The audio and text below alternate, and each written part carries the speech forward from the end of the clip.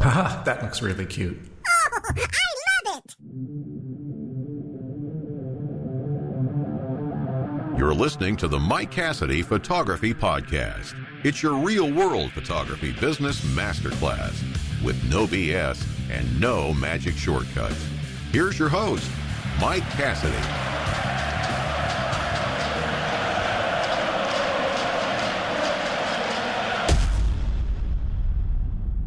And boom goes the dynamite.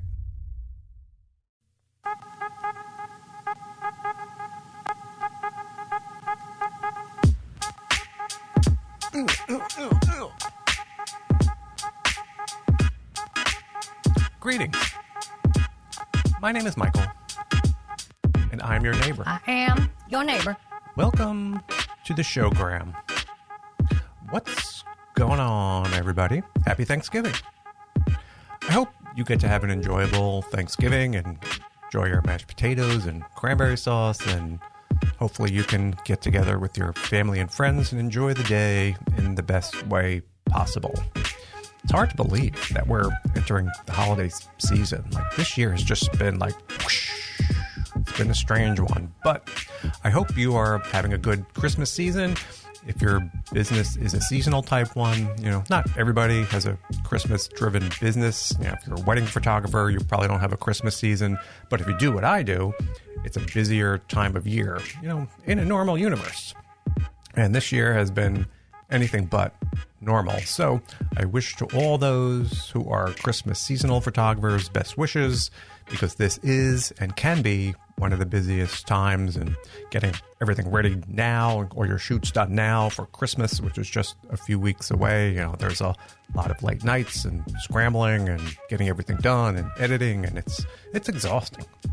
So break out your Mocha Java, break out your No-Dos, and you'll get through it. And, I was thinking of one thing I didn't mention on the last show when I was talking with Nicole, and I didn't even think about it.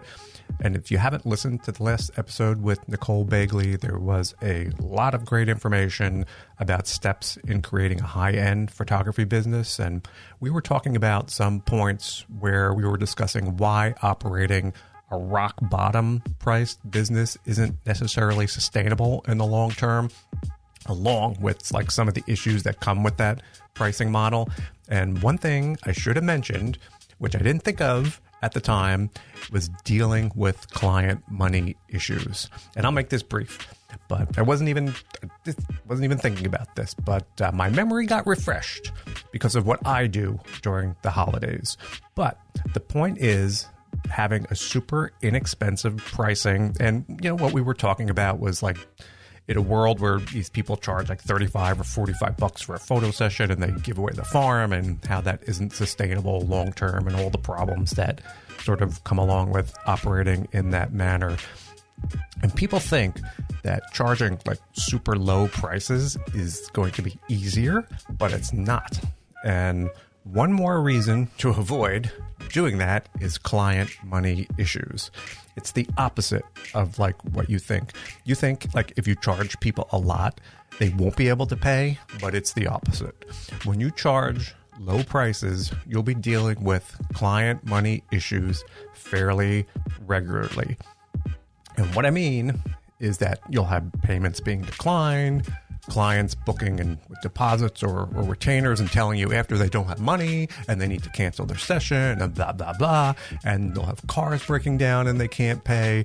And then grandma's dog suddenly has decided to transition, so they have to pay for the dog's gender reassignment surgery. So you'll have to deal with many, many more issues when it comes to clients booking and money. And it's draining. And the reason this popped into my mind is because during Christmas season, I do some lower price sessions, mini sessions and stuff, and this is just common. I mean, it happens during that one condensed period. And like the rest of the year when I'm dealing with clients and booking, it's just crickets. There's like no issues. There's any problems. It's just peace and it's joy. And speaking of joy, if you're a lover of joy, you're going to want to hear this show. It's joy. And I mean Joy Aleman. Today, I get to chat with Joy Aleman of Joy Michelle Photography. She's so intelligent, and she's such a pleasure. And we could have talked for a few hours on this show. I mean, like, literally. She is genuinely enthusiastic about helping others succeed in photography, and you can hear that enthusiasm. I mean, even after she's like had to deal with me for like an hour and a half, and that's not easy, trust me. So, she's good.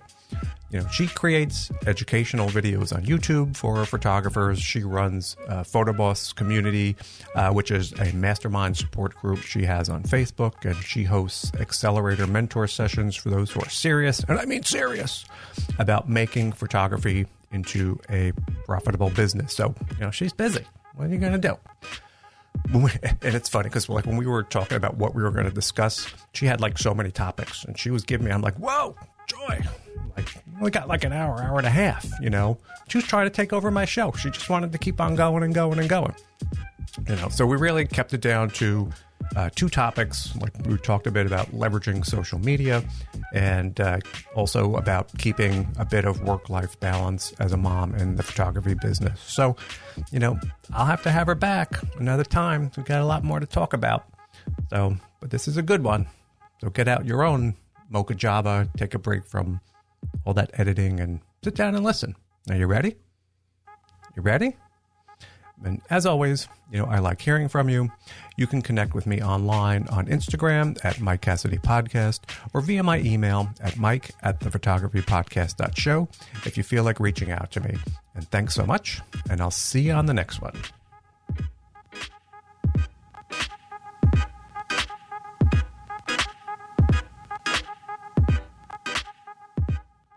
This podcast and my website both focus on the goal of translating the art and business of photography and making it accessible and understandable to everyone. My goal is to provide the best content in photography for you, the listener. I've assembled a great team of photography guests and experts to make this happen. What I've chosen to do is create a subscriber model for my audience. If you value what I'm doing, you can become a member and support the show. In exchange, you'll receive benefits over and above what's available for free. The membership program includes episodes with complete, unabridged interviews with our guests, early episode access, participation in AMA episodes, and there's more. If you'd like to learn more now, head over to thephotographypodcast.show/subscribe.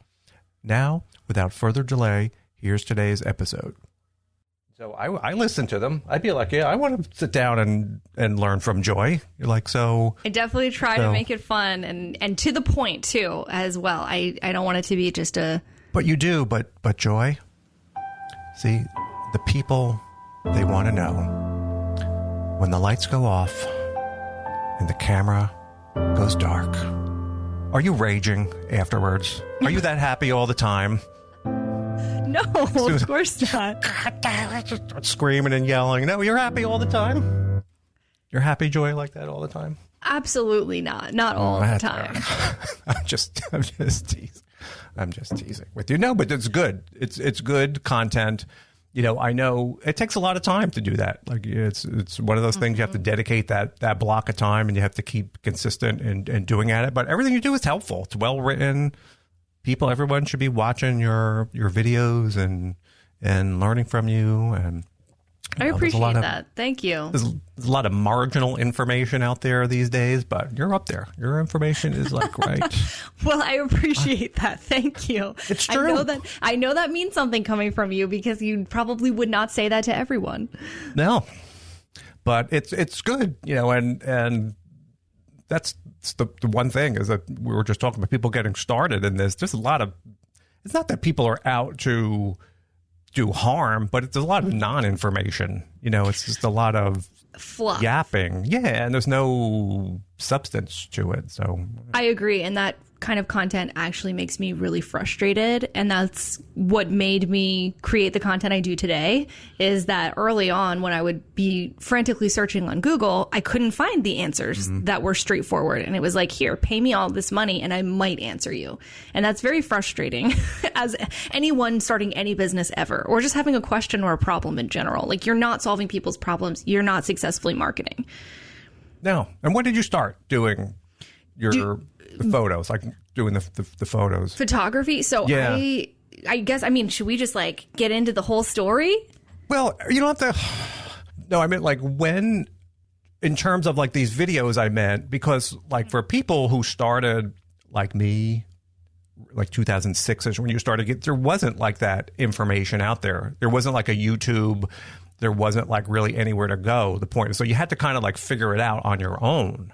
Gotcha. You know, there wasn't where, all right, I decided I want to take pictures and I sat down on my keyboard and went on YouTube and say how to be a photographer. It just didn't exist. So you had to kind of figure it out. And I just meant like, for when did you start doing this? Did you have to like figure it out like that way on your own, or were you like in that YouTube group? Was that how you started to go ahead and do that? I was not entirely connected as you might have been in the beginning. There were a lot more resources when I began. I formed my LLC in 2014, so started like 2013 for real in 2014, full time in 2015. So there were online resources, but not as much quality, straight to the point, actually giving you answers. As I think that there is today, which I think now more than ever, you can find so much information online. Yeah. It's unbelievable. No, I'm interested in hearing your story. I just meant that I didn't know if that's how you started to learn and hearing, like YouTube or going online. And because I think it's better and it's worse. I totally agree with you. People. I totally agree with you because there's such a thing as taking in way too much information from random people online and never finding your own style, your own way, or just cultivating a business owner mentality because you're just copying those people that you find online. And so I think it can be both a guide and somewhat stifling. But yeah, so I started my business really while I was still in college, and I was majoring in graphic design, and that's what I thought I was going to be doing with my life. And then I got married to my husband in college, found that there's this whole world of wedding photography.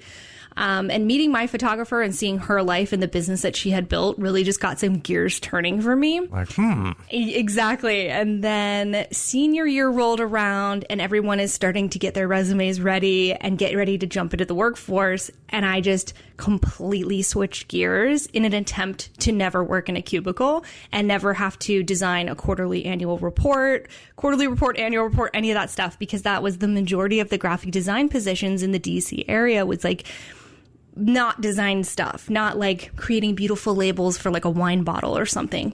It's the business part of it. Exactly.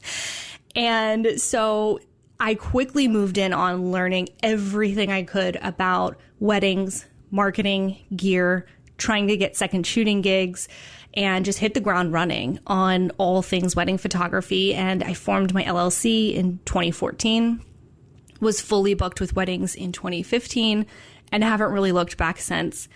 So yeah, it was just, I really think originally I just had a couple of basic criteria for what I wanted to do with my life. And I really wanted to work on my own terms, be creative somewhat in some way, which is what led me to graphic design. But then I decided, you know what, I don't want to commute into DC and have that 9 to 5. Like I really want to try to work for myself. And that's where photography came from. Well, that's a good story. Yeah, not wanting to get up every day at 7 o'clock and sit in traffic trying to drive into Washington would certainly do it for you. Yes, and I think having a couple of just really, not good, not bad internships while in school I worked for a major bank, and I was doing creative work, but for a bank, which is totally not creative work, and just realizing how draining that was to like my human spirit. Yeah. I just realized what I was signing on for. And I thought, you know what? I'm going to give this a year and try this and see if I can make this happen for myself, because I see people doing this and I know it was hard work, but I'd rather put in 80 hours a week for myself than 40, 50, 60 for somebody else. If I can make pay my bills, doing what I want to do, I'm going to try it. Let's try it. Let's see, let's just do it. And so I kind of decided like it was going to happen. It was going to work. Like there was no there was no other option. Right. Your mind was decided. It was decided. Yeah. And so that's really how that happened.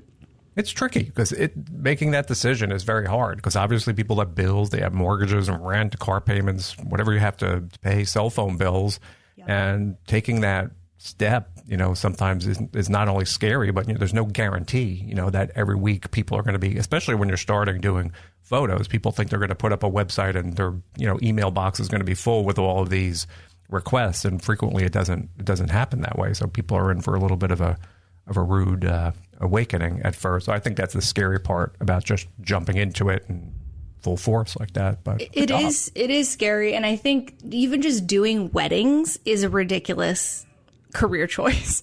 And I now look back and think that's one of the craziest things I've ever done, to try to convince people that I could photograph their weddings and the most expensive party they've ever thrown that cannot be redone. No. And they need to go with me. Like, that's right. That's one of the more out there things I've ever done. And I've come to decide, though, that I think all wedding photographers have just a little bit of crazy. Like, you have to just be a little bit crazy to be a wedding photographer. Yeah, it's all right. It's all right.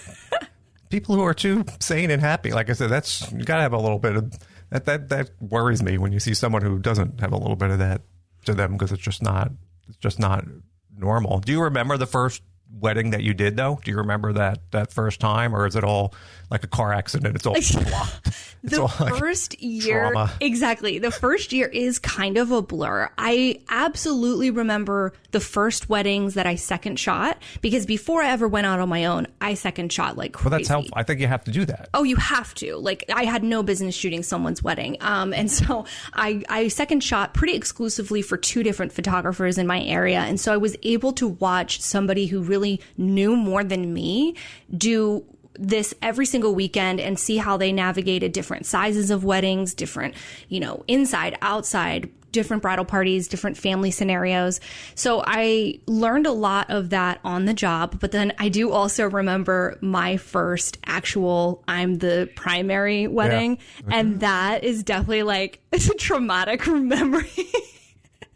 Well, it could be nerve-wracking because, like you said, this is something that just happened. There's no do-over. There is no Suddenly do-over. You have something, all your pictures are underexposed. There's no can we go back next Wednesday? And I have to, So in that regard, there's a lot of pressure. And I guess, I don't not do that, but I'm sure there's certain photos that everyone requires that you do. There's the this and there's the that, and you have to know what all these photos are. So it probably takes you a while to get into your own flow and find your own way to navigate that. Yeah, I think that's actually a really good point. Like, as a creative in any kind of photography, it takes a little while to figure out what your workflow is going to be, how you're going to shoot, how you're going to pose, and then post-production, and what your client care is going to look like. And so it really was totally uncharted territory, just making things up those first couple of years and making tons of mistakes, but also doing some stuff right just because I genuinely cared and I was trying so hard to over-deliver,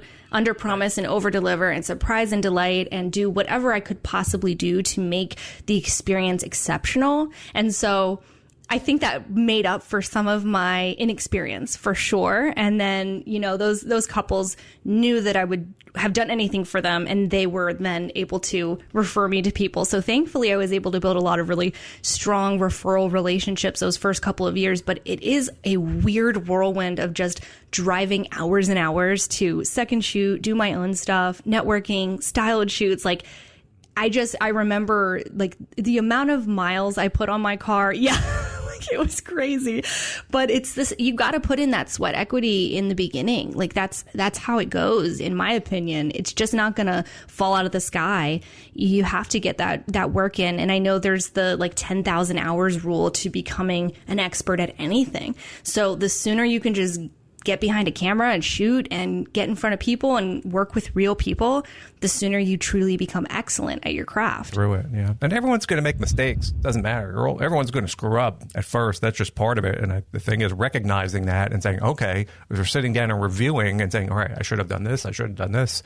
I rushed through this. I forgot all about this. And, making notes or whatever. And the next time you work one thing out, then you work another thing out. And before you know it, you get through it. And it just becomes smoother for you and easier for you. And it's just the function of time and experience doing that. But yeah, That's how it goes.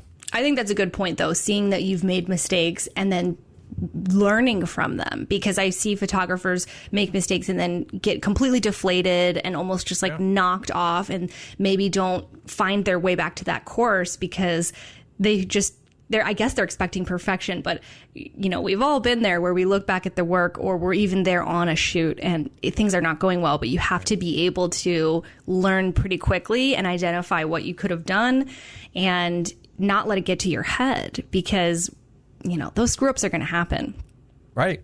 It's like, I guess, in football, getting sacked or whatever. You have to get up and the next play and keep on going. You can't let that sit in your brain and let you destroy the rest of your afternoon, like you said, because there's no do-over. It's a lot of pressure. Like I said, I'm sure there's a lot of people who get in there and can't deal with that pressure at first, or if they jump into it too soon. Mm-hmm. And they wake up, I'm going to be a wedding photographer. They start booking weddings and they have no idea what they're doing. And the next thing is like, I'm sure you can wind up with a lot of angry brides and mothers of the bride. And I would imagine, for sure. Yeah. I would never just wake up one morning and decide to be a wedding photographer without, you know, being with somebody for a while. Exactly. And seeing what's going on and seeing if that's the thing for you. Because it's a lot of work. Oh, You're not home. You're not home on weekends.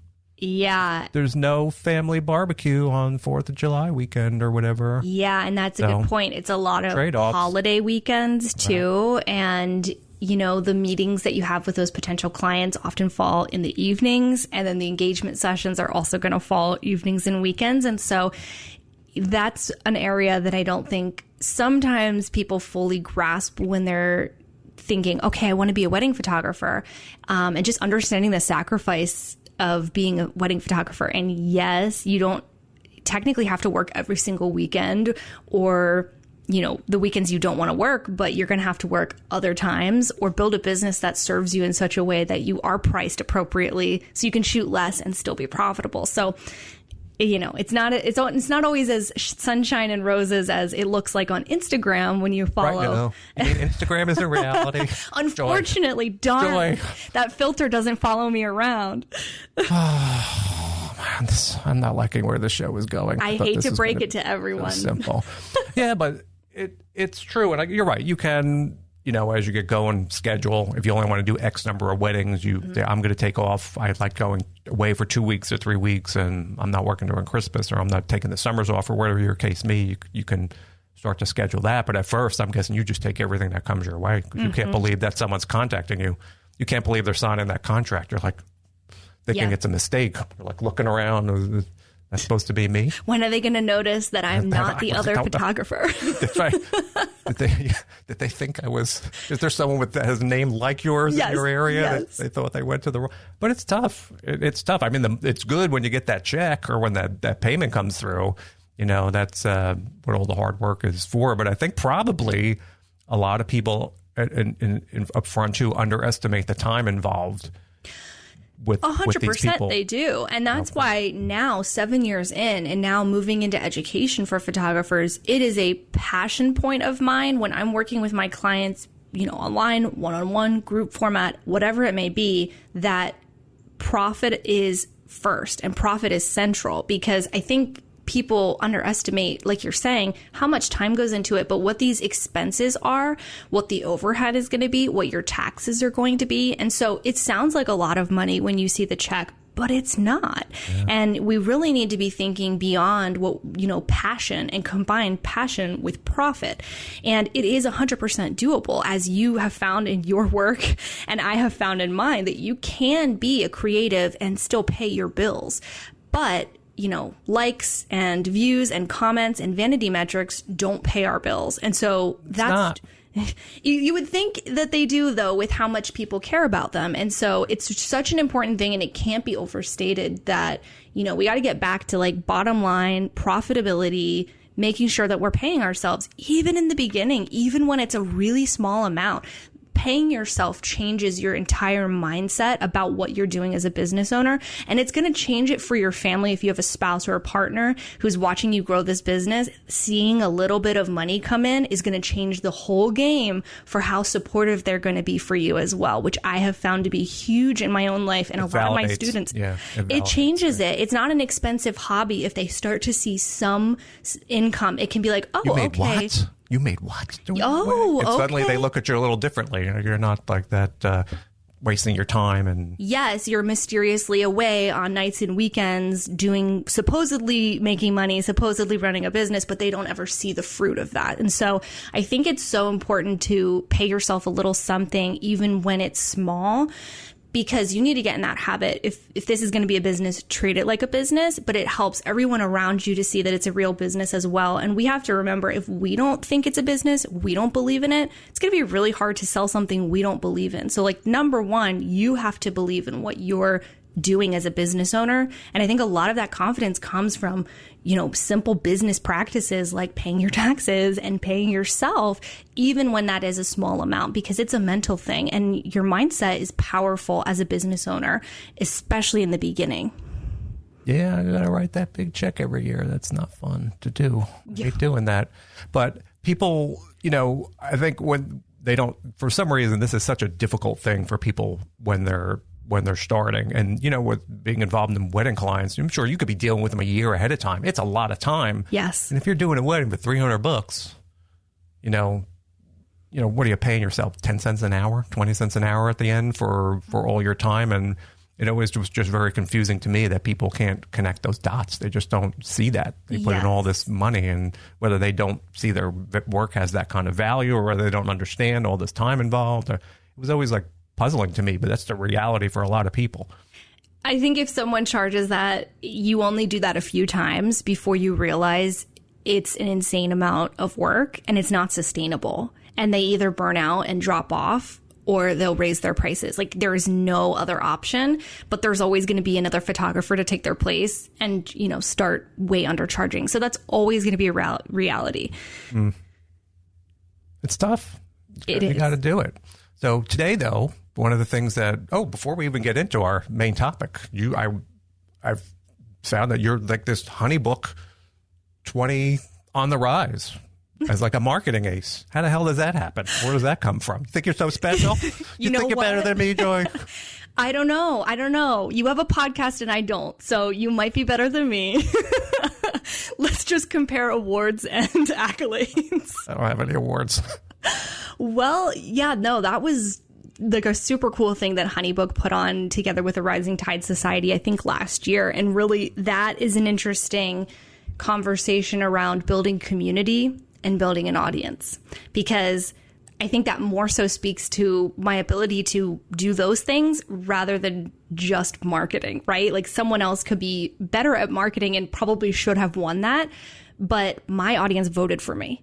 And so it's just, it was a huge honor. How much money did it cost you to win that? It cost me a lot of time. Are you doing like 20 extra weddings this year just to pay off that? I wish. No, Joy. This is one of the few things that you cannot pay your way to. But you have a lot of followers, like on your Instagram, and thousands of people on there. So I think that's just should be a vote of confidence for you that these people feel the information that you're providing for them has that value to them. So that's a exactly. Yeah. And that's I love talking to other photographers and connecting with them with resources, which is why I create YouTube videos and education for them. And so I think that is just really nice affirmation for me that they also enjoy hearing from me. Yeah. And they love they enjoy my education. Make like a little sign for you or something to wear that will have that on there. So wherever you go, you can walk around with their if I'm ever feeling down, I can just remember. Wear it. But today we were going to talk a little bit, and we were chatting about this before. I don't even remember when I had started to hit the record on this. We were just like talking. But one thing we were mentioning is that when people are getting started, not everybody has a lot of money. And they don't really, maybe they were buying a camera and they don't have a lot of stuff left over. Who knows what's going on? But people don't, they got to get their name out there. And they have their little website, but they soon find nobody cares. Nobody knows it's there and no one's showing up. And they're like, I don't know what's going on. So they think that they may want to go out and start spending a lot of money on Yelp ads or Google ads or Facebook ads. And as I find, that usually turns into a disaster for a lot of people, especially when they're starting because they don't know what they're doing. But what we're going to have a little bit of a chat here today, that there's less expensive ways that could be better. I think it is a better way to start, to be honest with you. And this is one of the topics that we got from one of your videos, which is well, actually it was a couple of your videos series. And so we're going to talk a little bit about this. And it's really just how you can leverage Instagram and social media to attract clients. Mm-hmm. And, you know, it's free and it's possible to do. And so this is where you're going to be the expert, and we're going to let you take over a little bit here and talking about, and what you mentioned before, the biggest thing is, you know, people are so hung up on followers, like you mentioned, but who cares? You know, what you need to do is make sure these people take the next step and are putting money into your bank account. That's what really matters there. Yeah, that is so huge. And I think, you know, followers, that's nice. Subscribers, amazing. That means your stuff is being seen. And so I care about that metric, but at the end of the day, that's not paying my mortgage. I really want what I'm doing online to convert into inquiries and paid clients in some way, shape, or form.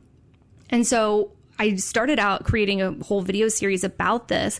And basically, I broke it down into some key points, key takeaways that you need to be doing online, on Instagram, whatever platform you are using to organically market your photography business. But I feel like Instagram is such a no-brainer for photographers, super visual, the default. We should all be on Instagram, right? And I think first and foremost, when you're going and you're making content, I think content itself can just be an overwhelming topic for people. They're not sure how to plan it and what to say.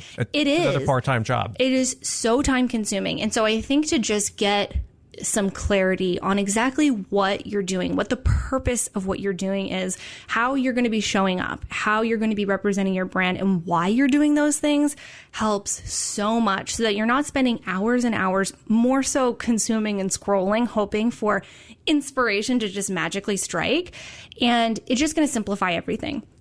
And so I feel like starting with trust and building trust with your audience has to be number one. It's crucial because people are not going to buy from someone they don't trust. And we don't buy from brands that we don't trust. Even if we're not imagining a person behind that brand, we know what the brand stands for. We know that they're consistent or they're trustworthy or that they create the best X, Y, and Z. And so our jobs as photographers is to market ourselves to our ideal client. And marketing is really just an act of memorization. We really want to train our clients to know what problem we solve, who we solve it for, and how we solve it.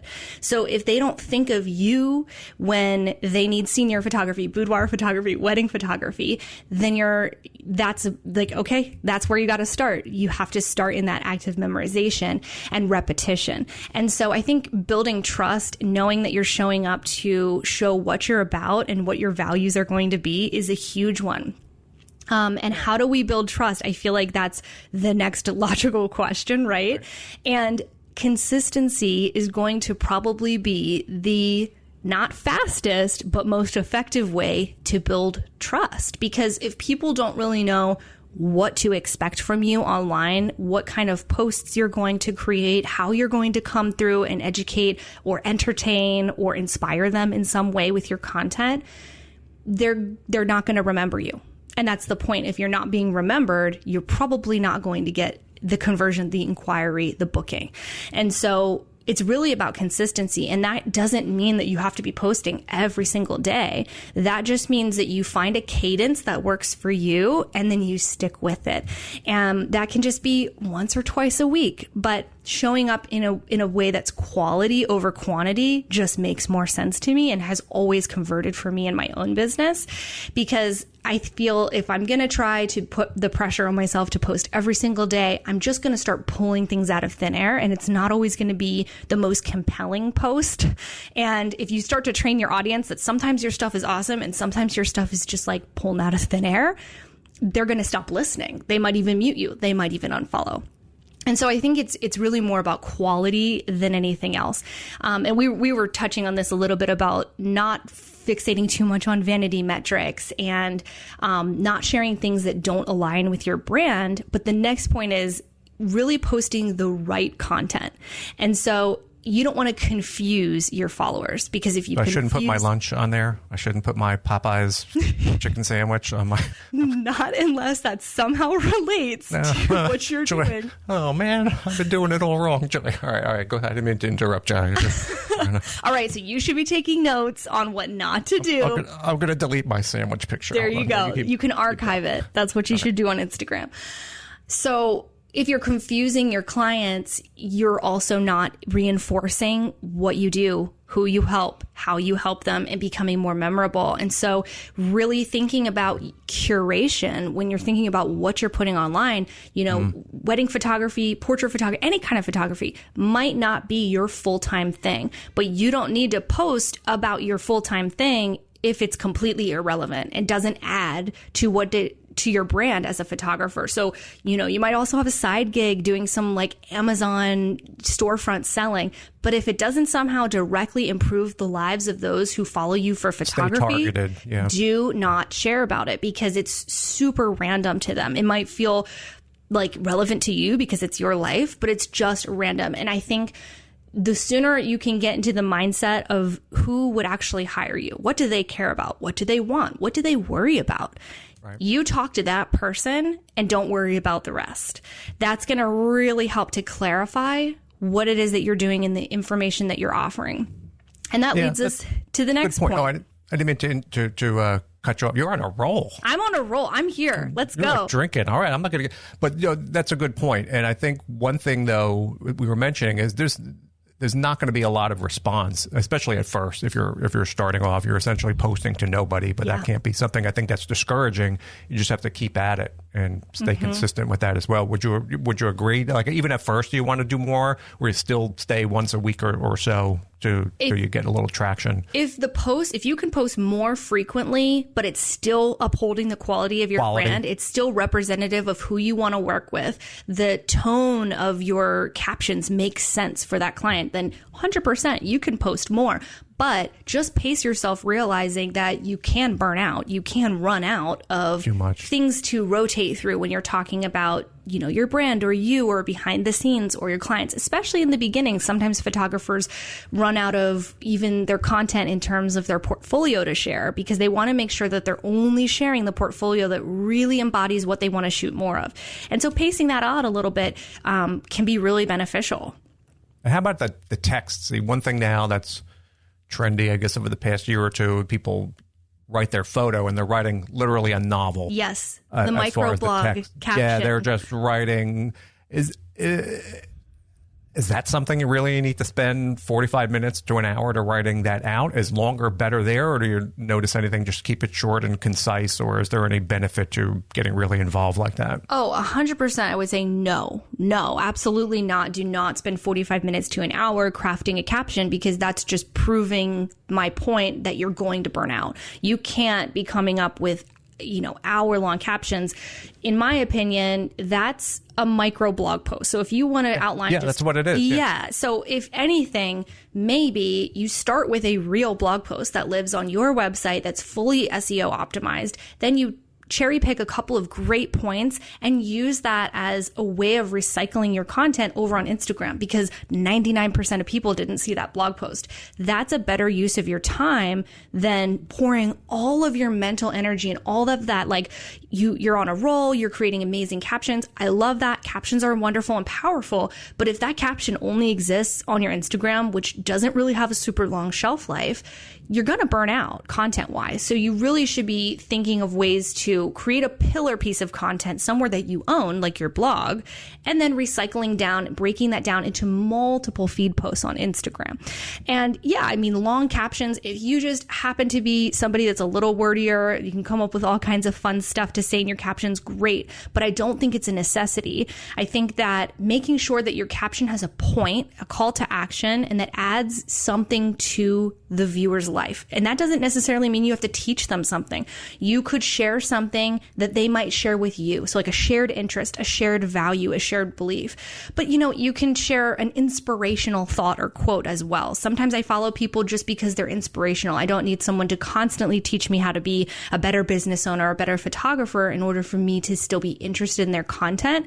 So I think we have to think in terms of entertainment, inspiration, education, and then we just have general brand building. Not everything we do is super strategically placed to build. Exactly. Like, we're allowed to be human. But I think ultimately, if you're trying to get a little more engagement and convert somebody from just scrolling on past to actually commenting and taking that next step with you, which is one step closer to inquiring with you, then you have to ask them a compelling question. And so we really need to be thinking, how am I appealing to that person? So less about us, even though it's our Instagram, and more about them. And here's one interesting thing. Now, we're speaking in general here, but I'm just curious how this relates on Instagram. I'm talking about in terms of like weddings, because it would seem to me that a bride really is a bride for just one day, and then she moves on. So when it comes to weddings, I guess you're constantly bringing in new people and recycling your followers, because maybe they find you a year before their wedding, and then the day after their wedding, enjoy, all right, but no more bride. Do you find that there's a lot of turnover in your Instagram or in wedding photographers' Instagram, or do these people sort of hang in there, or you're constantly building so you can maybe repost the same things over and over again because you constantly have new people coming in to view it? Yeah, that's actually an amazing question, because wedding photography is one of the rarer industries that you can't really have repeat clients, or at least you don't really want them. And that's interesting, because what I have found is that they stick around.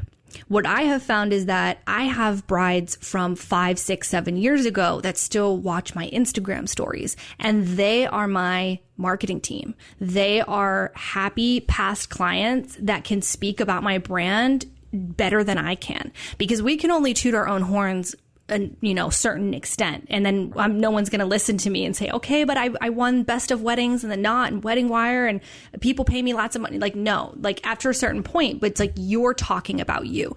If someone else says, you really need to hire Joy because my fiance did not want to take pictures and I got the best, most natural pictures I've ever seen of us together, worth every penny, you have to talk to Joy. Done. Like, mic drop. It's not about price anymore. They have that 5-star, word of mouth review from someone they trust. It's very valuable. It's rare, but it's very valuable. Yes. You can have people who speak up for you like that. It's an amazing feeling, to see people out there standing up and talking about you. It's extremely valuable. And the more weddings that I shoot, the more people I have talking about me. And so it's like this little force of people are growing. But really, every year, I'm shooting the same or less amounts of weddings, because I'm honing in more and more, getting into more of a luxury market, making sure that I'm not shooting 50 weddings a year. So really, they're doing like half of my marketing, and it takes time. It's like, you have to be patient, because, giving an incredible client experience to someone, going above and beyond, you can't just sit there at your computer and wait for the inquiries to roll in. It can take a few months for their best friend to get engaged, or for someone to need portraits, or for the holiday season to roll around and they need new portraits before, they send out their holiday cards, that kind of thing.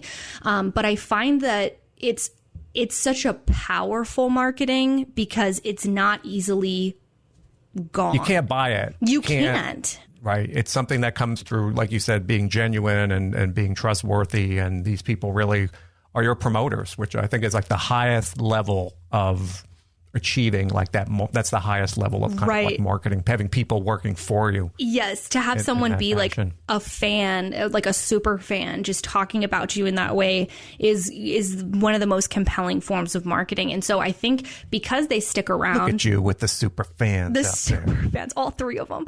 But like three more than I am. So I doubt that. But yeah, I like letting them, almost like saying, welcoming people to stick around and be you Joy Michelle brides. I love seeing my couples from years and years and years ago on my stories, and they'll swipe up, they'll respond. I keep up that relationship. I'm not going to say, okay, I shot your wedding, cashed your check, gave you your album. See you later. Deuces, like, I'm out. I am thinking, not only, first of all, are you my friend now? Because I really feel like I work with people that are pretty similar to myself, but I know that they're going to send me really chill, awesome future brides. And so if I can keep pouring into those relationships, those are going to mean referrals. Like, they're going to have all those bridesmaids that I photographed are potential brides. Yeah. And that's an easy referral. That's something you don't really have to work for, because when you get that email that says, oh, my name is so-and-so and I'm getting married and you did so-and-so's wedding, you know that's pretty much in the bag, and it's a much easier conversion. It's completely different because they either saw the pictures and trust the couple, or they were physically there and saw you working. And that's such an interesting thing, because as photographers, we're on social media, we're on our websites, and we're this like digital presence. And so for someone to see you in real life, holding your camera, directing people, being a real human being, and then they see the beautiful final product, you've made that like extra contact. And so they might be comparing you to a couple other people, but it's not a fair comparison because they've got that connection. And firsthand, yeah, like having that in-person connection, really, that's powerful. And meeting people in real life and connecting as a professional, that's why it's so powerful. It's different than connecting with someone online. If you can look someone in the eye and make a meaningful conversation, like you talk to them, you're probably a little more memorable than someone that just like left a comment somewhere. It means you're doing it right. You're doing something right. Yeah. And you get those kind of referrals like that. That's super important. And it takes time. It's not going to happen again overnight. It's not going to happen on your third wedding or fourth wedding. It takes a while to grow that audience on Instagram. And I was just always curious, like we've talked about before, about the length of that. And you see people now, how about putting photos of yourself? That's kind of like a trendy thing now in there, is, to get to know somebody. Would you do something like that more in your Instagram feed or in your Instagram stories, where you might pop in and just like a video of you or photo, hey, Mike here, just wanted to jump in for a minute? Is that useful to have in one place or the other? Yeah, I would say yes. I would do it in both places. If it's going to be really chill, conversational, hey, Mike here, that's stories all the way. But I think that there's still benefit to having pictures of you in your feed, because being someone's photographer of any kind, as boudoir and also as wedding photographer, it is super personal. You're up in people's spaces. You're with them longer than they're with their future spouse on the wedding day. And they want to know, are we going to vibe? Is it going to be good? Are you going to, draw out the best in me and make me look good and tell me how to pose and just make sure that all the pictures are beautiful and flattering and be able to deal with my crazy family? They just want to look you in the eye and try to get a feel for you. And I think it just comes back to what we were talking about with trust. If I don't know really what you look like or what your voice sounds like, it's going to be really hard for me to make a big decision like spending thousands of dollars on photography with a photographer. And so the one that's willing to get in front of the camera, or better yet, get in front of a video and share a little bit of who they are, it is so much more powerful. And they have the advantage. They have the edge. You don't even have to be smooth or, anything special. You just have to be you. And human beings, we have this like inner like BS detector where we look at someone, we decide whether they're for us or not. Someone starts talking, we say like, oh, I'm going to listen a little bit longer. Or someone starts talking and you're like, no, thank you. Stop. Not for me. That's true. Attract and repel. We're doing that in marketing all the time. We put out our ideas and somebody might say, I completely disagree and I'm going to walk the other way. And that's fine. You don't want to work with them. But someone else is going to say, you know what? I feel like you get me. And I feel like just the right person for me. Exactly. Yeah. And the more we can do that, the more that we can attract and repel, the less price is a conversation. And the less you have to worry about someone charging $300 for a wedding. It's just not the same client. And that client doesn't care that there are people on Thumbtack and Craigslist talking about being a photographer. $45 wedding, $45 wedding. They're not even in the same conversation. And your ideal client doesn't even see them. It's not on their radar. And so Yeah. I think that the more you can do that kind of thing and share a little bit more of who you are as a person, because I think photographers, we're personal brands. Unless you work for a studio and you're able to hide behind a logo and just show up and they don't care who shows up, which I don't think applies to most photographers, then I think you need to be showing your face to some capacity. And, you know, I really think it's an advantage, and you'll grow faster the more you put of yourself out there. I think you're right. Yeah, and I know I don't do that as much. More on my Instagram stories than on my Instagram feed. And now I noticed that trend, and I've talked about this, and they're not out there yet, but a couple of these episodes I've been recording, and I came across, I hate to keep bringing this thing up over and over again. It was a photographer, a woman who the entire feed was really just her. Every photo was her. And every photo was, I call them like these millennial influencer photos of her. Just everyone was these ridiculous smiles and holding. Yeah, every single photo was just that. And I don't see I mean, hey, you do what you want to do. But first of all, I think people, like we're talking about genuine, they want to see genuine stuff. That's just very relatable. Someone smiling like a crazed joker, and no one sitting there. If you are holding a cup of coffee, laughing that hysterically every single day of your life, to me, that's a warning sign.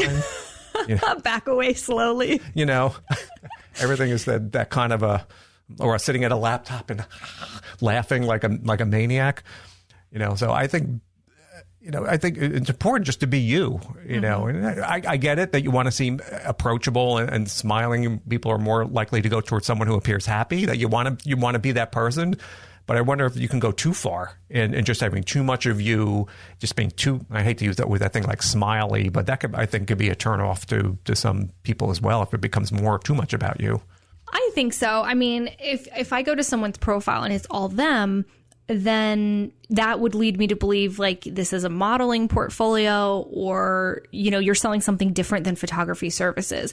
And that's, you know, just leads us back to like, if you confuse, you lose. So if your feed is all you, but you're trying to photograph other people, you could be confusing your potential clients. And if someone comes up to me and says, I just don't get good inquiries, I don't know where the people who are not, you know, cheap photography clients, like, where are they? And then I came to your profile and it's mostly selfies or mostly pictures of you. That would probably be one of the first things I would point out. Yeah, because you want to, I don't know, I guess, hey, and there's no one right thing to do. And if that's what works for you, and if you're so wonderful that people can't resist not contacting you, then do it. But yeah, it's just curious, this super curated, to me, it's just, and that's just me again, because I'm just cranky, but this super curated, like, it's not even, because someone's obviously taking it. Yes. But it's to me, it's just very not genuine, because no one sits there that happy working at a laptop. So I don't know. That's just me. But I mean, I think if that's working for somebody and, you know, you are rolling in the dough and it's working out and you're happy, like, awesome. They're onto something. But I think what ultimately we're talking about here is having a clear offer. And sometimes you go to someone's page and like you're getting mixed signals about what it is that they do, because in the bio, it might say, I'm a wedding photographer to couples in love in the San Francisco area. But then the feed is pictures of themselves, only pictures of themselves. And so I would say that's just not a super clear offer. And we need to, yes, we can show pictures of ourselves. I think pictures of you working is really powerful too, to just make that association between, you know, you, that's a good idea. The photographer, maybe you have a picture of you working with what it is that you photograph. Like, that's a great connecting like a behind the scenes type of a thing. Exactly. And people are so nosy and curious. They love to see behind the scenes. I find that my behind the scenes pictures do so weirdly well. Like, picture of the back of my head with a camera, and people love it. But more importantly, you need to be sharing who you are, what you do, why you do it. That's what should be clear. And I think that so often this detail is missing. People don't. It's confusing to me. Yes, we actually make it a little bit difficult sometimes to tell exactly what do we do, exactly who do we photograph, and exactly how do we do that in a unique way. And how do I contact you? Like, if I wanted to work with you, how do I find your contact information? And even sometimes on people's websites, it is like some sort make it hard. You have to jump through hoops, and you're trying to figure out, like, the contact form is super long and you can't just find an email address anywhere. And I think that's a huge mistake that could be leading to, people just deciding you're not worth it. Like, this is too hard. I don't want to fill out a 10-minute contact form. I just want to tap your email address. Simple question. Yeah, they're hopping into a cab. They're busy. People are busy. So we have to think like as them, not as us, not to make our lives easier, but to make their lives easier. So if right now your contact page doesn't have an email address or a phone number, if you have a business phone number, in addition to your mile-long contact form, you could be losing out on inquiries 100%. Yeah, because sometimes people, it's just not, they may have a simple question and they don't want to fill this out just to ask you, Yes. oh, what's your schedule for, there may be, and it just, they're like, I'm not doing this. I just want to send a note. And one thing I notice is people leave like locations, especially on Instagram, off of their profiles, whether it's a photographer or sometimes a makeup. And, this is a makeup. And you have no idea where these people are located, whether they're near, far away. You may fall in love with somebody's photos, their wedding photos, and they're like in Minnesota and you're in Florida. You're like, that stinks. So I just find that, which is really, I don't understand why people don't put that location. And that you don't want to make the client have to work for any of this information, have to figure out, okay, how do I contact you? Okay, I don't see your website here on your link tree. Let me just send you a DM. And then some photographers don't answer DMs. And so it's really just coming back to making sure that your clients do not have to jump through hoops to figure out what you do, where you do it, how do they buy it? Yes. How do they buy it? And, that then becomes a conversation of, having your processes ready for when someone inquires, having your email templates and your brochures and your contracts, making it so seamless and so easy so that you can be faster than the other 3 people that they reached out to. And just realizing that, when I'm looking for a photographer in a certain area, maybe I'm going to be in a city for a vacation. I want family photos. Maybe I'm, looking for wedding photographer for my little sister who's getting engaged. I'm going to contact a bunch of people, and whoever gets back to me first is probably the winner. So this is a timeliness thing. And sometimes we can't be on our phones all the time, but you can have email templates. You can have autoresponders. You can have all kinds of automations that are set up so that you look the most put together, even though you're not always working. And as a mom, I am not always working. I'm working very, very part-time, but I have automations set up in my business so that I can put my best foot forward as a professional. Right. Yeah, it's important because people, if they don't, how in this day and age, people aren't going to wait around. If they reach out to you, whether it's on Instagram or email, and a day or two later, odds are you're not the only person they're contacting. Yes. Like you said. And if they're not getting a response, they've already been engaging with somebody else. And I think you get pushed to the bottom of the list, and it makes it that much tougher for you to kind of win in that situation. Exactly. Absolutely. And I think, another couple of ideas for ways to drum up some interest in your photography on social media, organic ways, is to give people a reason to follow you with Instagram only offers, Instagram only shoot dates. Maybe you have like your inner tribe. You call them something like my Facebook community is called Photo Boss. So I call them Photo Bosses. I'm like, okay, Photo Bosses, you're going to be the first to hear about X. You're going to be on the insider tribe of learning about Y. And I think that thinking about your social media in the context of why would someone follow you? Like assuming you don't have their following and thinking, okay, what's a reason they would follow me? And it can't just be the occasional beautiful picture. It really has to be beyond that. Yeah. And thinking, what could I do? I could do a giveaway. I could do, a first release on, family session dates, mini session dates that, it's going to be a first come, first serve, but you have to be following me here.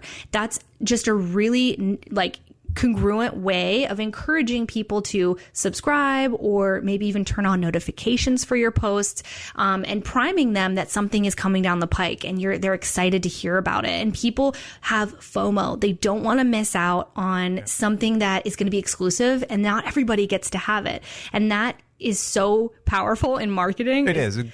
Giveaways like that, I think they're great. It's a great way to go in and to get engagement from those people and to draw a new new people. You wouldn't go as far as giving away like free sessions, would you? You're not talking about something along those lines. No, I'm not. I'm thinking in terms of, depending on what kind of photography someone might do, you can give away something. I mean, everybody wants a Starbucks gift card. Everybody, drumming up And that's enough. That's the thing. It doesn't have to be a $4,000 wedding. No. It can be, like you said, a small gift card. Yeah. Really has the same impact, right? Yeah. And say like, okay, if you feel like you still don't quite understand who your audience is and you don't understand what kind of information they want to see from you, I would do an Instagram stories poll where it's like, tap this one.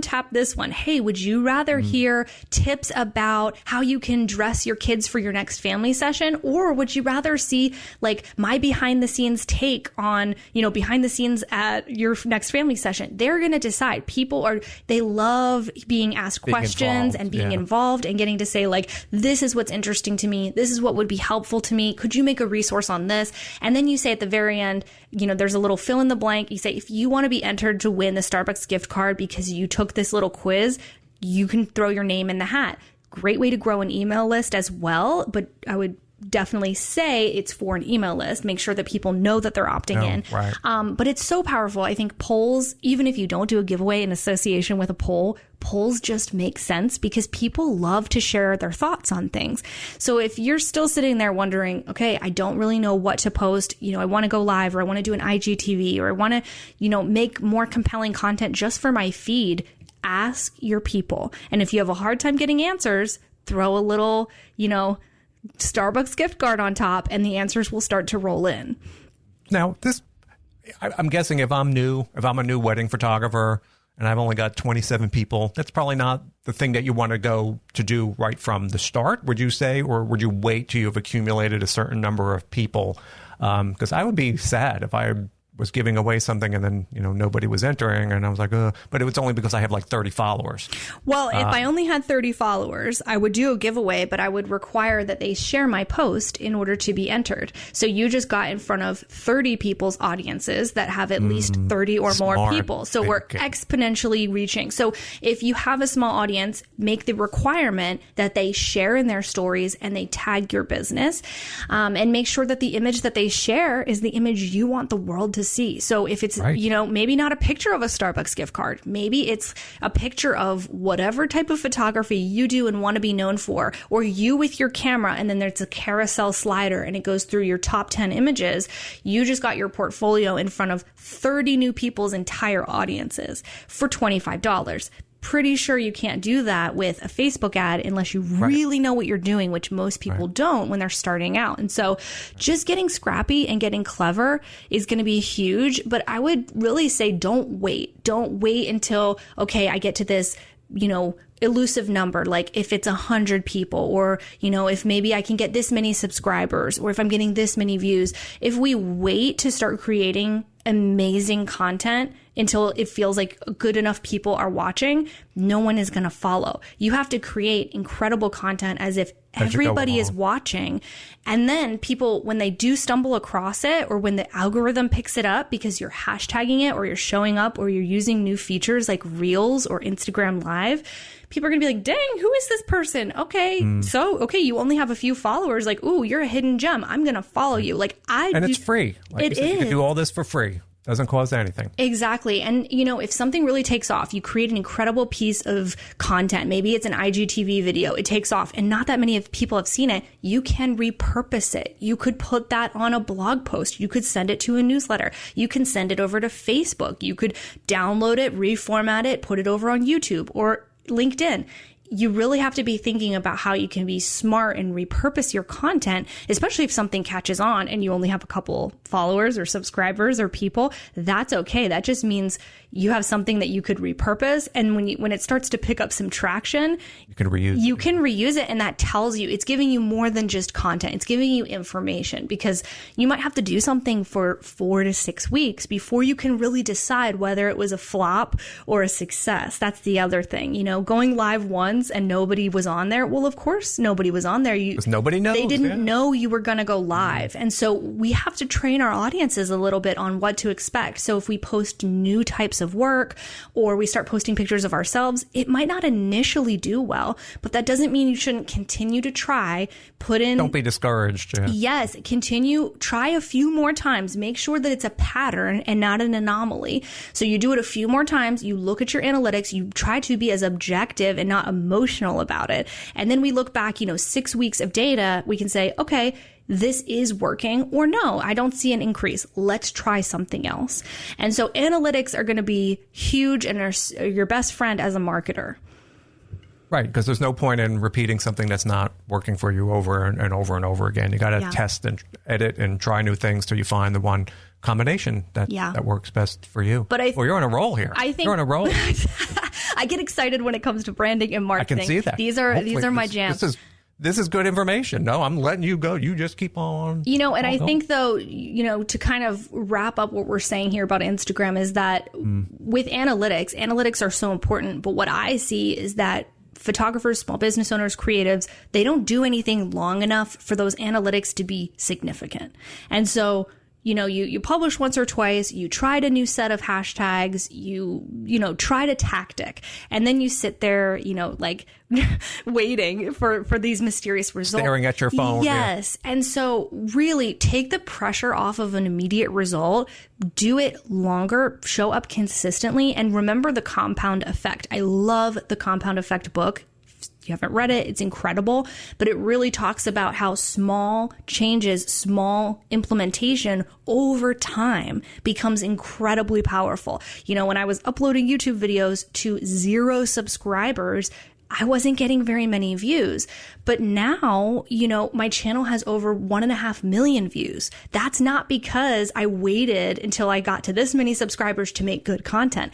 I just showed up regardless of who I thought would or wouldn't be watching. I really didn't let them get in my head, because if we think about, Sally from high school looking at our posts, it's going to affect how we create content, and we don't need that in our heads. And so really it's, you gotta show up and wait for the compound effect to take effect. And that takes time.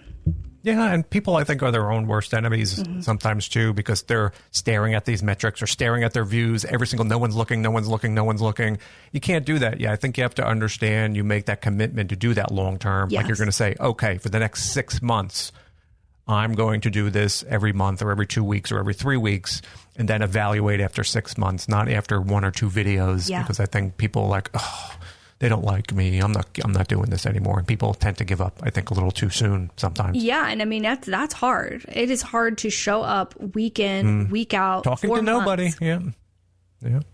Yeah, it takes work. It does, but that's how we stand out ultimately in the long run. We're constantly asked, I'm sure you're asked, how do you stand out in a saturated industry? And that's one of the things, one of the pillars that it comes back to is grit, like sticking with something. Like, how long are you willing to show up when you don't get the immediate gratification? It's tough for people, because now that's exactly how people are programmed. And I think that's exactly, especially in the photography business, if people are going online and they think, oh, I'm going to, buy a camera, get a website, and things are just going to start happening for me right away. And as if there is a message on the show, it's not the case. You're going to get out of something what you put into it. Right. It takes a while. It's comparison too, because I think we get the idea that it's going to happen right away because we saw someone else's account take off or seemingly have success right away. Yeah, and that's the thing with business is you didn't see the behind the scenes work. You didn't see all the other elements that go into it. I mean, there could have been 5 years of hard work that were laid the base before they started. They could be the unicorn story. They could have a dad with a trust fund. You don't know the details. We really need to be in our own lane, put the blinders on, and keep your head down and really try not to take in more than you create. There's this quote, it was saying, create before you consume. And I really like that because I think we tend to just scroll, and then feel bad because we don't have as many clients as they do, or we don't have the work that they do, or the studio, or the beautiful space to meet with clients. We can come up with so many reasons why we're not where we should be. But really, it's like, I'm just feeling sorry for myself because I looked at all these random people who have situations I don't even fully know the details of. But let's create before we consume. And if that means unfollowing a lot of people, muting a lot of people, turning it off, do it. Unfollow me. do what you need to do. If it doesn't make you better, then turn it off, because that, your mindset about things is more powerful than I think a lot of people let on. I think they think they're just one tactic away from getting there. But really, you're one more course, one more this, one more. And I think there's such power in education.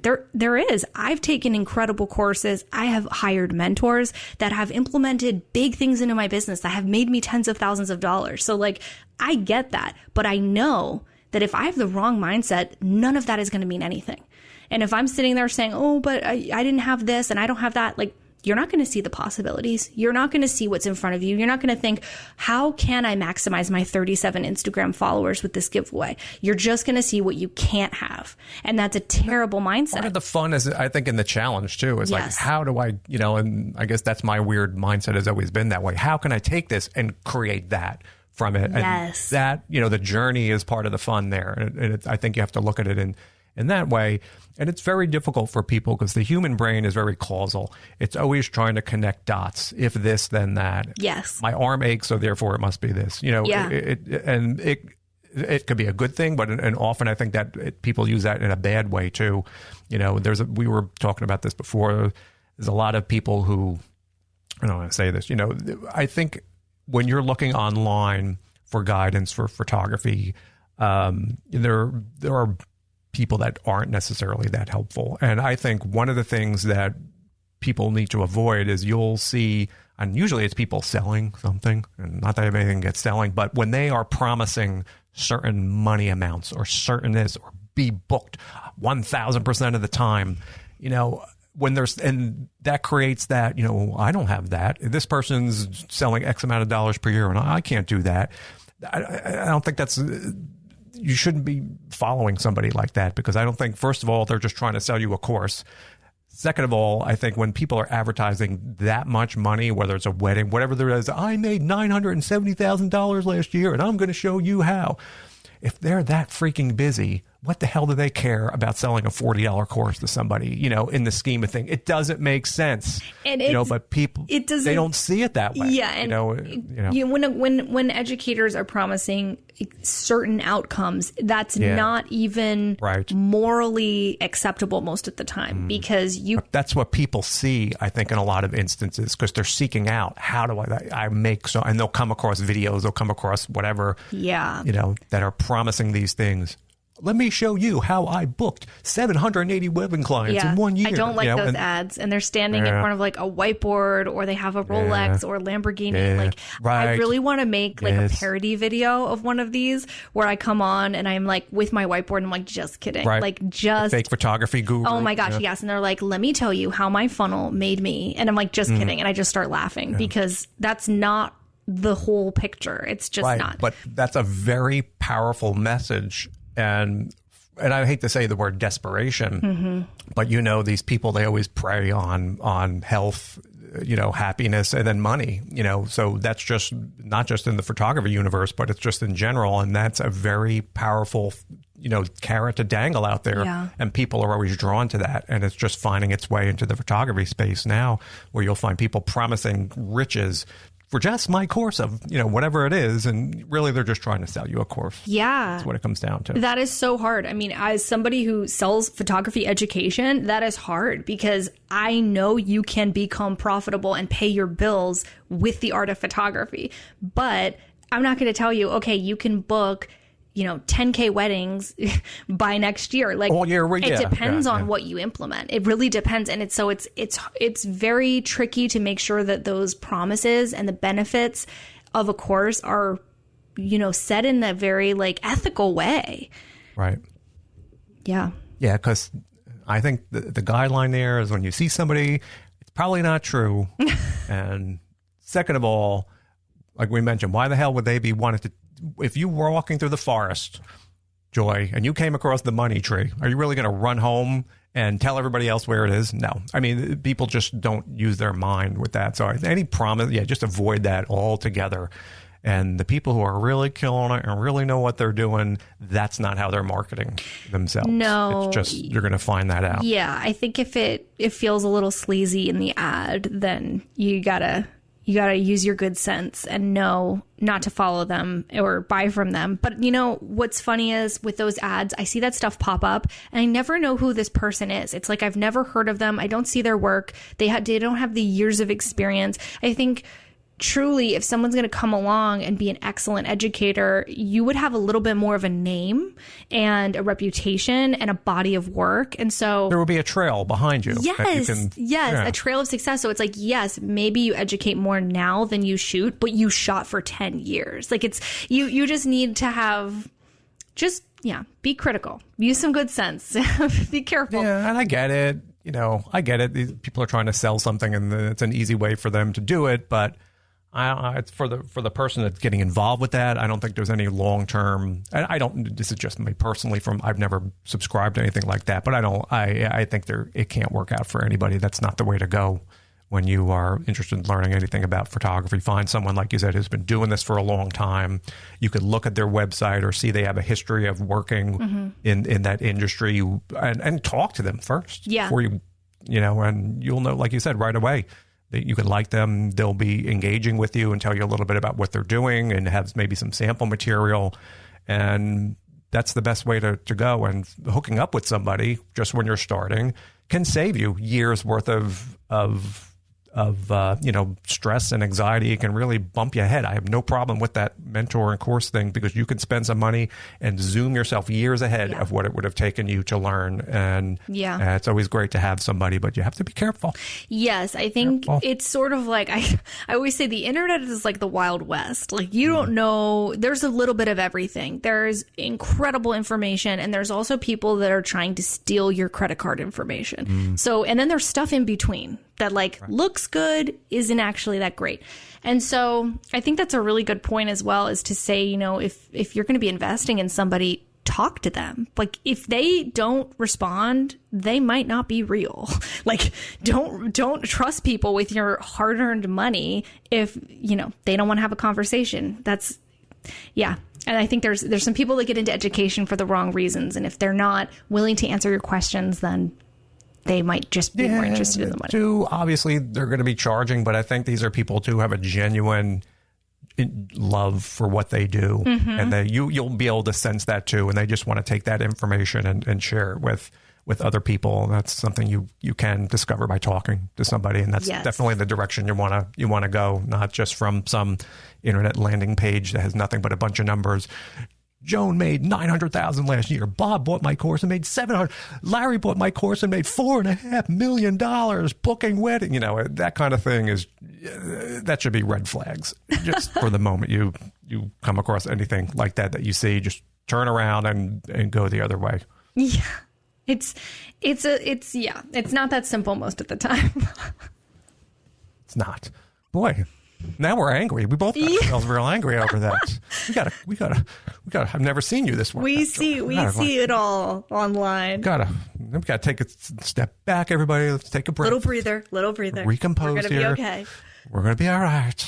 I'm getting all worked up today. No, but it's true, and it's just it's people have to be really careful about what they're going for. But we'll talk about one little thing here that we added onto the show. We'll move on to a happier topic.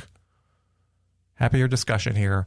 And what you wanted to do was talk about your role. I guess you're a new mom now, and discuss a little bit about what it's like to, get involved now and create that little bit of work-life balance from the mom point of view.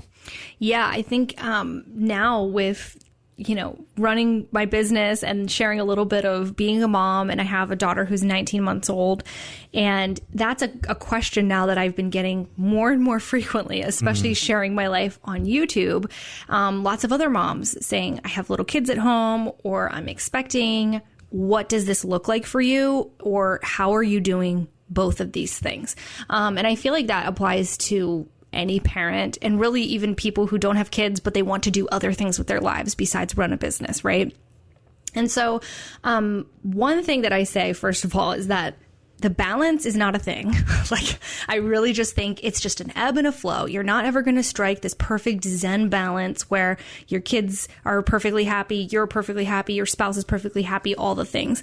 And so it's going to change season by season in my life, even just this past year, which I'm sure everyone's lives have. But this past year, my schedule has changed lots over, each quarter. My schedule changes a little bit.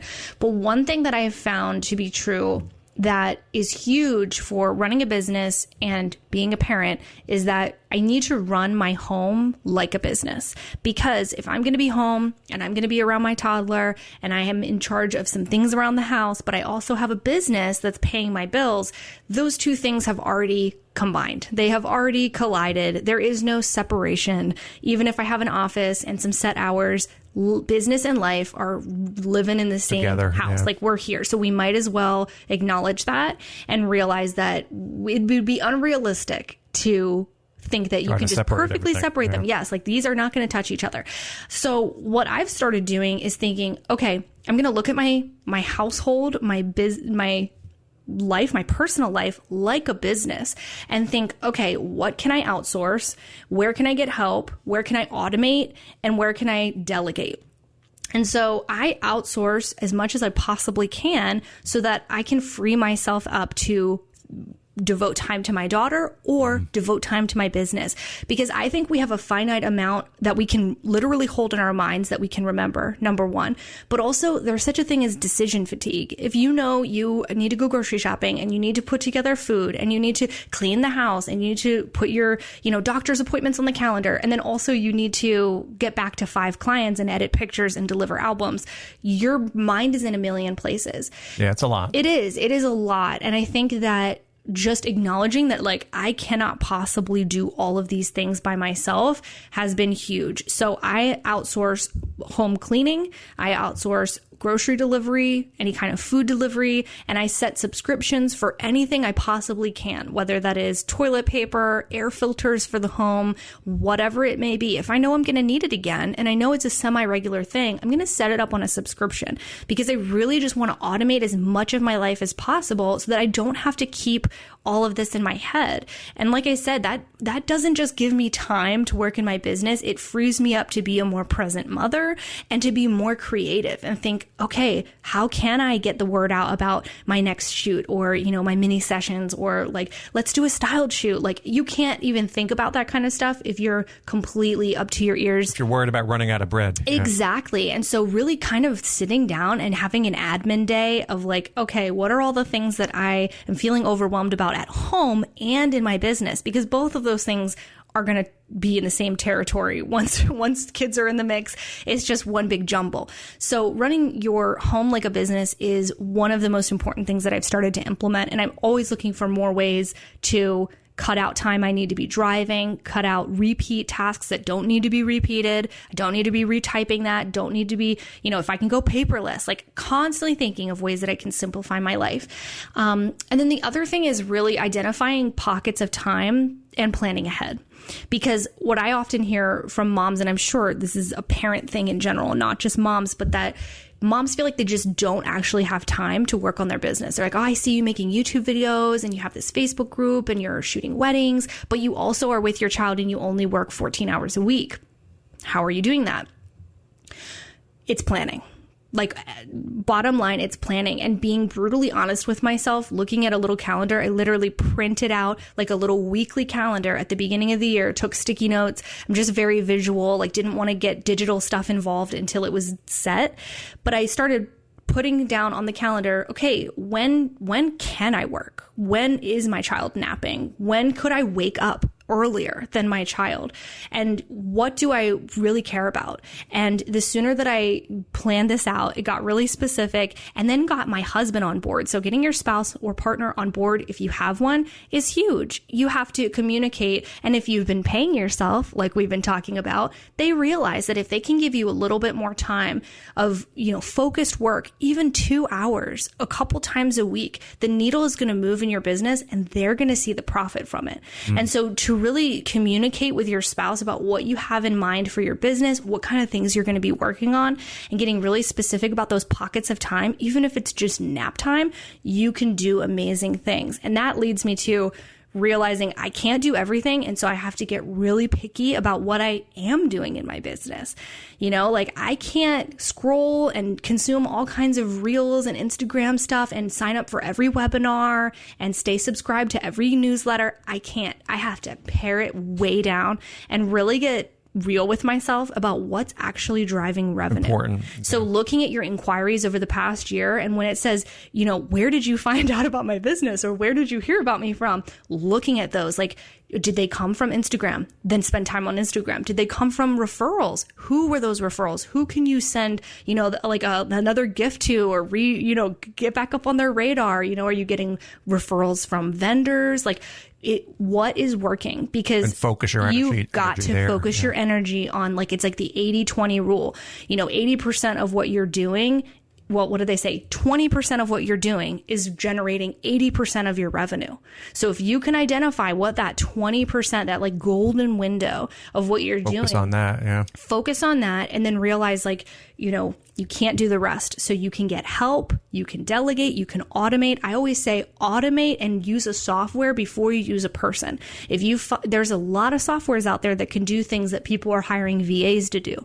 So before you go ahead and hire on somebody, which can be more expensive, make sure that you're maximizing your CRM or your client relationship management software. Yes, there's so much that we can do. If we would just unsubscribe from all the crazy emails, templatize some of our biggest responses, the inbox wouldn't be so daunting. And you might not need a VA to go in there every day and manage your clean out your email. Exactly. And I mean, hey, if you can afford the VA, cool. But if you're sitting here wondering how you can be more profitable, you might have to do like a check-in, like a business audit of wondering, where are you spending your time? And if it's mostly email, I'm going to guess that's not your most profitable task. So doing your most profitable task has been something that's just big for me. But like I said, this is always changing. My schedule is always changing. Sometimes I have less childcare. Sometimes I can grab another extra afternoon. But right now I only have 2 work days a week, and I have to manage a YouTube channel, a Facebook group with over 5,000 photographers. I have a course for photographers that I help and serve. You're very busy. I'm a one-to-one coach for photographers, and I have photography clients. And the only way that's going to get done is if you're really careful. Gotta be on the ball. Yes, very careful about what you allow in your schedule, and being okay with saying no or not yet. You know, something can be good, but you need to be saying no to the good so you can say yes to the great. Look at you. Boom. I'm going to put that gold star right on that speech right there. Thank you very much. Give you a copy of that. Clapping for... But that's smart. That's good. That's all great information. And, you know, it's, I guess, something you probably weren't really thinking about too much 2 years ago until life changes. And then suddenly you realize, you know, there's a baby over here, everything, you know, and you're like, geez. So... I mean, it's something, it's something that you just don't quite need to worry about or fully grasp until you're in that position. Happens, yeah. Yes. And I think that especially as moms and photographers, you have to also deal with, you know, having a maternity leave and planning for some things like that. And so it's a complicated business scenario, especially if you're a solopreneur and you're the only one. And so I think by setting some things up, having some things in place where you did the work up front, and then you get to use it forever, like templates and automations and just thinking ahead, right? It just helps. It kind of feels like you have this little like clone of yourself working, and that's what every entrepreneur wants. We just want more of ourselves. And so I think that it's a good conversation to have. And I think it's, especially for moms and wedding photographers, I don't think it's something that's talked about quite enough. No. Is the balance of that. And like, what does that really look like? How do you have kids in a wedding business? And were you planning ahead? Did you start to get into this beforehand, or was it after you had your baby that it sunk in? I pre-planned a little bit. I tried to. It's like, you don't know what you don't know. I wish there would have been like you didn't know how it was going to change. Course, yes, to like maternity leave while being a service-based business owner, and that kind of thing. And so, you know, it's like you live and learn. I did some stuff I pre-planned, but I was so sick in my pregnancy with my daughter that like I just kind of went off the grid. Didn't have the energy to do that. Yeah, I went off the grid and was like just taking care of clients, making sure I got edits, making sure I was shooting. And then towards the end of my pregnancy, I actually had a VA. Like I had set up this whole system where I was going to have my virtual assistant continue on making content, and then they ended up just ending their entire business. And so I wasn't super prepared is the spoiler alert. Like I had put a lot of my eggs in that virtual assistant basket, but now I'm realizing, if I could have just prepared a little bit more in terms of batching content, blog posts and videos and automating some of the responders for my email, that could have gotten me about 80% of the way there. And so you just live and you learn for sure. Great information. Yeah. And desperation is a great motivator there. Yeah. So you kind of had to figure it all out, but it looks like you're all right. Yes, we made it through. And, ultimately I decided like I was just not going to work in the weeks after I had my daughter. I was like, it's okay. If a blog post doesn't I think you got to take some time off. You do. Yeah, exactly. I'm not going to film a YouTube video. Like, I don't think my subscribers care that much. Like, I've been awake since 2:00 in the morning. Yeah. No. It's probably not the best look. So yeah, exactly. I took a little hiatus and then I came back and it was fine. It would have been better if I could have been prepared for it. Right. But, I wasn't going to give up that time with my baby. So you have to prioritize, as a parent, what's more important. And your business is never going to be more important than time with your actual child. Right. And your time becomes not your own anymore. Yes, exactly. Your life has other things that kind of become important. And just figuring out, it's a big change. It's a big change. Yeah, this is something you need to be. Are you doing a video on this or not? I do have a couple of videos inside of my PhotoBoss Facebook group. So that's a members only Facebook group. I did a couple of live streams on what types of things I did to prepare for maternity leave, but then also what it was like shooting weddings pregnant and how you can go about that in a more, tips for shooting weddings while pregnant, even just like contract tips and how to communicate with your clients and that kind of stuff. Yeah, because you don't know. Because did you stop? I guess you're not taking bookings when you're 9 months pregnant. So there's some point where you gotta stop ahead of time. Yeah, well, thankfully, you know pretty far out when your baby's going to be due, and you also know pretty far out in my world, like when I'm doing weddings. I don't tend to have a lot of last minute bookings. I'll get a couple inquiries sometimes, but I didn't want to book anything within 2 months before or after. One way or the other. Was just a window. Really conservative. Everybody's very different about what they'll take on, but I just didn't want to play with that. But I have a couple videos in PhotoBoss about that. And then I think I am going to create a video series on YouTube at some point that's a little bit more structured, because I have had more and more moms reach out to me and try to, just navigate this. And it's a longer conversation than we can really just have in a couple of minutes. And so it's something I'm thinking about. It's like it's percolating. Yeah. Once you're well rested. Oh my gosh. Well, so in 15 years. So 19 years from 21 years from now, you'll have a few minutes to sit down and just put it on your to-do list on your wall behind you. See why we have task management softwares. I'm sorry. Year 2040. Yeah. Get your video. Coming soon. Coming soon. In the next 2 decades. Joy. Who knows who it How to make time. Yes. She'd be like crazy. Your hair become I shouldn't have waited this long. Yeah. I lost my work-life balance. Oh gosh. Yeah, it's that easy. We did it. We did it. You're going to need a nap. Usually I'm the one that curls up in the ball and cries after I do this. I think, you were like, you gave it your all here today. Hey, I show up 100%. So, you did. You like whatever you were drinking over there, your cafe lattes, it was a good show. You got me like, ooh. Good. You're like, good. I'm excited. The energy is good. What's the timeline like for when would the episode come out?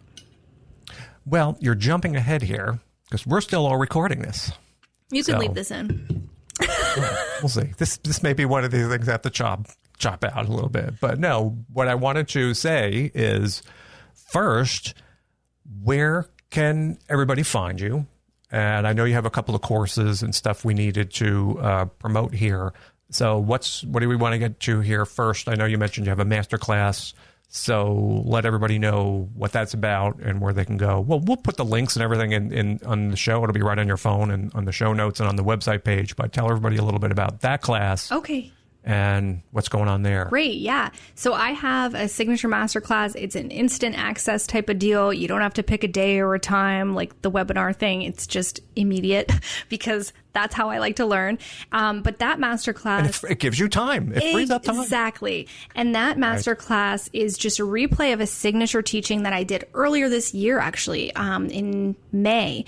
And that is going to walk you through the 5-step framework for attracting and booking dream brides. And so it's specifically for wedding photographers, really great marketing information, talking you through the buyer journey and what you can be doing in your content creation, a lot of what we've been talking about here today, but very specifically how you walk them through that journey to get them ready to say yes and actually purchase from you.